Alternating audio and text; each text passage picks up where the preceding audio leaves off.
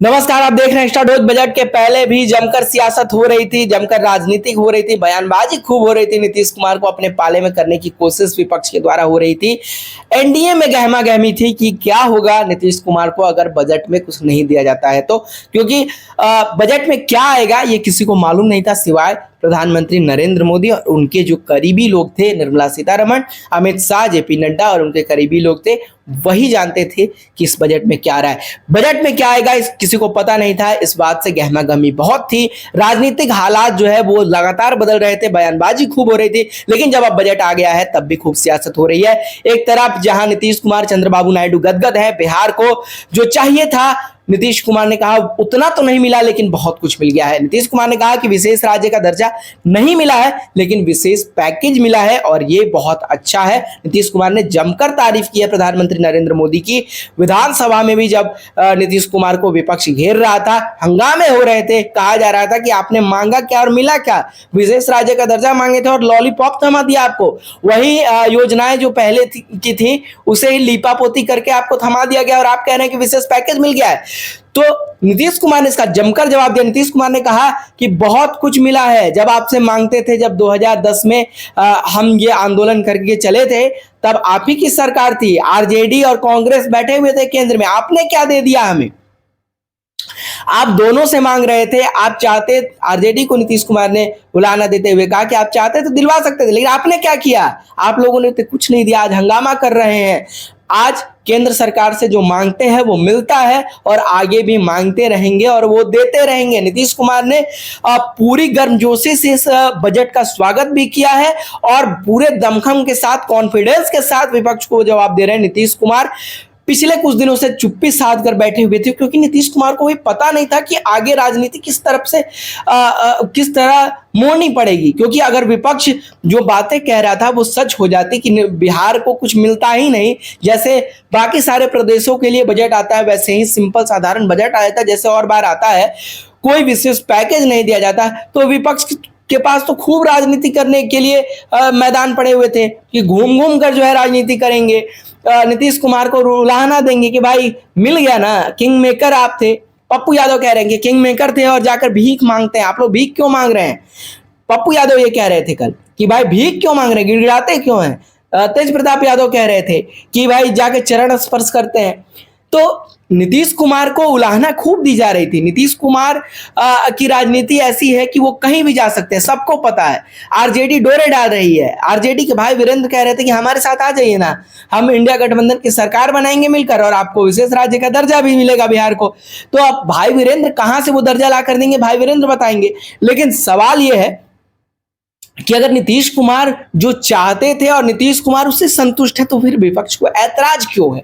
मांग नीतीश कुमार की थी, नीतीश कुमार कह रहे हैं कि हमें मिल गया, तो फिर आप क्यों हल्ला हंगामा कर रहे हैं। ये जेडीयू के नेता भी कह रहे हैं, बीजेपी के नेता भी कह रहे हैं और ये नीतिगत भी है कि नीतीश कुमार की वो मांग थी, नीतीश कुमार कह रहे हैं कि उन्हें मिल गई है और अब सियासत करने के लिए बिहार में आरजेडी बैकफुट पर है। क्योंकि आरजेडी कह रहे थे कि भाई देखिए आपको तो मिलेगा नहीं, आप जितना हो हंगामा कर लीजिए, मोदी सरकार आपकी सुनने वाली नहीं है, आपकी हैसियत क्या है वो तो अब मंत्रालय के बंटवारे में ही पता चल गया। तो इस बात से जेडीयू भी तनाव की स्थिति में थी कि अगर कुछ अनाउंसमेंट नहीं होते हैं बड़े तो अगले साल विधानसभा की चुनाव है, हम क्या करेंगे। जेडीयू के नेता भी परेशान थे, नीतीश कुमार चुप्पी साध कर बैठे हुए थे। एनडीए में, बिहार के एनडीए में बहुत गहमा गहमी थी क्योंकि लगातार बयानबाजी हो रही थी। जीतन राम मांझी ने कह दिया था कि मांगते रह जाओगे नहीं मिलेगा, क्योंकि मिल ही नहीं सकता। चिराग पासवान कह रहे थे कि हमें भरोसा है प्रधानमंत्री पर, जरूर कुछ अनाउंसमेंट बड़े होंगे और वो अनाउंसमेंट हुए भी हैं। तो अब जो राजनीति है वो ये शिफ्ट हो गई है कहां पर जाकर, हम आपको बताते हैं। अब राजनीति इस बात पर आ गई है कि विपक्ष कह रहा है कि सिर्फ आप दो ही लोगों की सुनेंगे क्या, ये क्या पूरे देश की सरकार है केंद्र में या फिर नीतीश कुमार और चंद्रबाबू नायडू की सरकार है, क्या उनके ही बात सुने जाएंगे, बाकी किसी प्रदेश की बात नहीं सुनी जाएगी।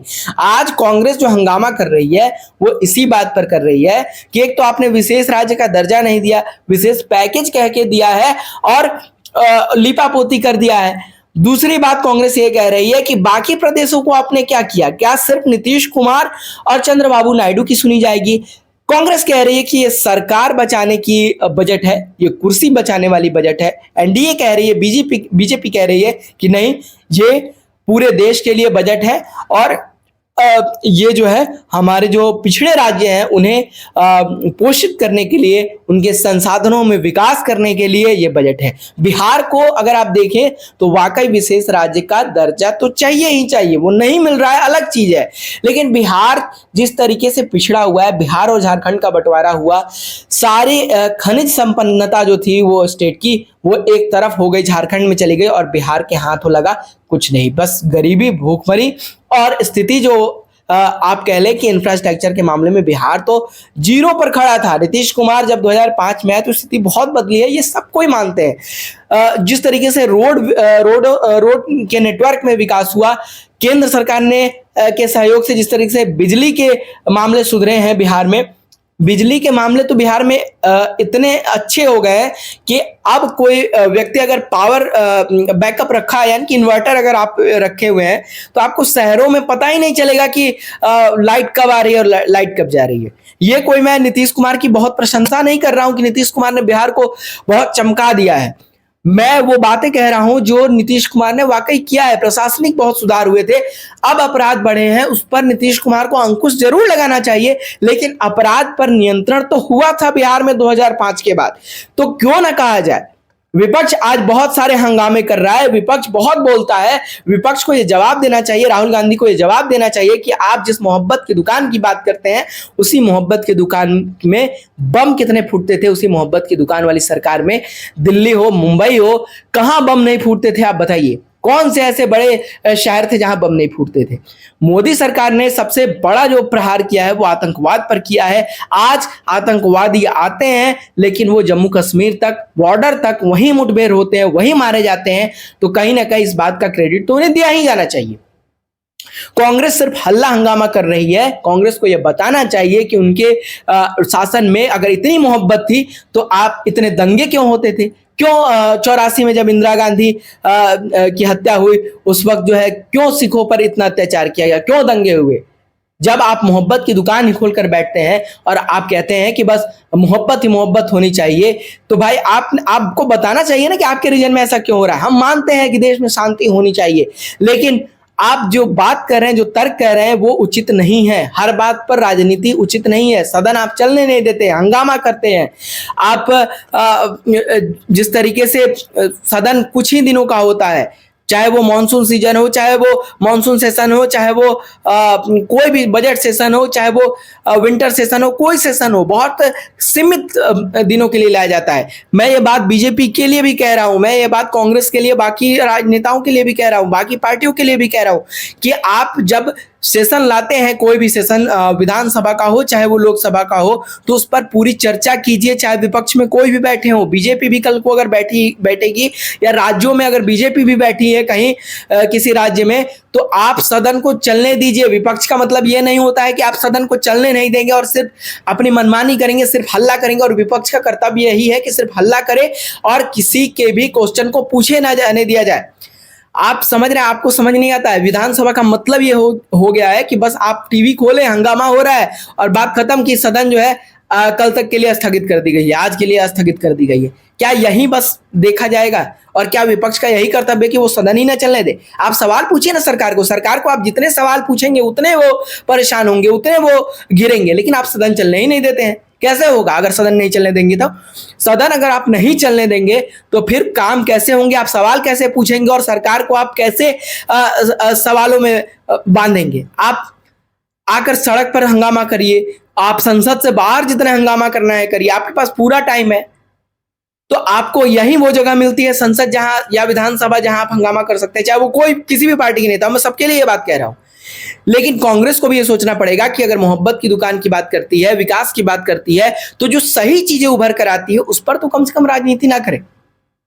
आप सरकार को खूब घेरिए, मोदी सरकार को खूब घेरिए, उलझुल जुलझुल जो निर्णय है सरकार ले रही है उस पर आप घेरिए, लेकिन जो सही चीजें हैं उस पर कम से कम बड़ाई मत कीजिए, तारीफ मत कीजिए। आप विपक्ष में है, आपकी भी राजनीतिक हसरत है, ये सब कोई समझता है, लेकिन कम से कम विघ्न तो मत डालिए, कम से कम जनता को गुमराह तो मत करिए, कम से कम जनता में इस बात के लिए कि संविधान नहीं बचेगा, आरक्षण खत्म किया जा रहा है, गुमराह तो लोगों को मत करिए।